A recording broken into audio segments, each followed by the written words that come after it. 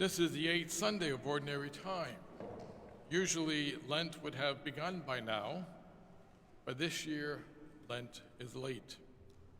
Also, when we return to Ordinary Times in June, we usually begin with the 8th or 9th Sunday of Ordinary Time. So poor number 8 is rarely celebrated. The readings for today are full of aphorism. An aphorism is an adage or a terse phrase statement of the truth. Let's look at 3 of the aphorisms found in the Gospel of Luke this morning. Can a blind man act as a guide to a blind man? Will they not both fall into a ditch? People cannot teach until they have learned. This is very true in every aspect of life, but particularly in the church. The Catholic Church, we are blessed with a teaching authority. This authority is often given the Latin word for teacher and called the magisterium. The magisterium consists in the Pope, the bishops, theologians, and consultants. The duty of the magisterium is not to set the course for us to relate our faith and morals to the evolving time, is to set the course. We take this for granted because most of us have always been Catholics and have always had the body of our faith presented in a rather neat package. But dogmatic statements don't then just happen. They evolve over many centuries as the Church continues to grow in its understanding of itself. The magisterium does not just exist among the hierarchy, it also exists in the home among the confirmed. Those who have received the sacrament of confirmation have received the gift of the Holy Spirit to grow in their understanding of the faith. When all of us, human beings, have had times of doubt or times that we have difficulty understanding what we believe or why we believe, we have to go to books and knowledgeable people in the area. We also have to fall on our knees and pray to the Holy Spirit to help us grow in faith. The blind cannot lead the blind.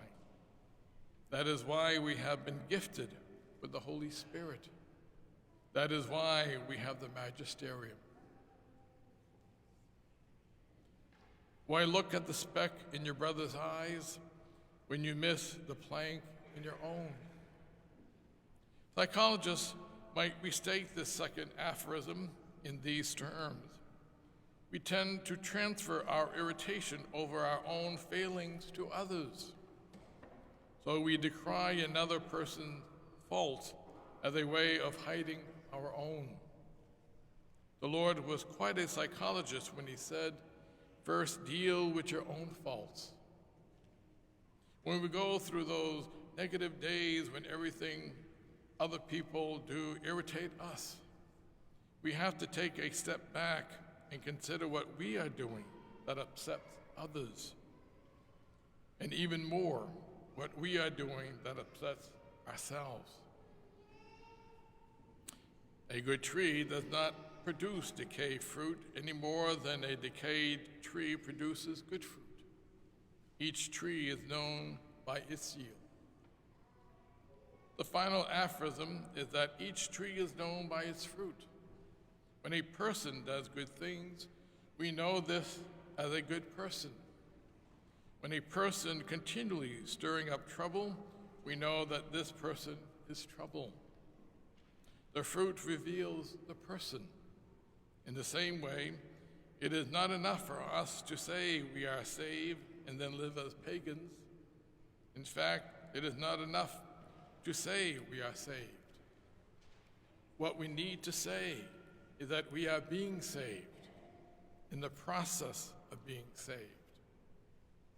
Our actions must reflect God's gift to us. If they don't, then we are in fact rejecting his salvation. Yes, we always depend upon the mercy of God, but we have to respond to his mercy by doing our best to live the Christian life. If we don't, then our fruit, our actions, will demonstrate the insincerity of our conviction, our conversion. This Wednesday, Lent begins. I need this Lent. Perhaps you do too. Lent is a time for us to grow in our faith life. Let the magisterium and the Holy Spirit guide us. Lent is a time for us to look into ourselves. How is the upset we have with others a reflection of our own faults? Lent is a time to consider our living of the Christian life. Do our actions demonstrate Christ's continuing conversion in our lives? May you and I allow God to take control of every aspect of our lives during this Lenten season.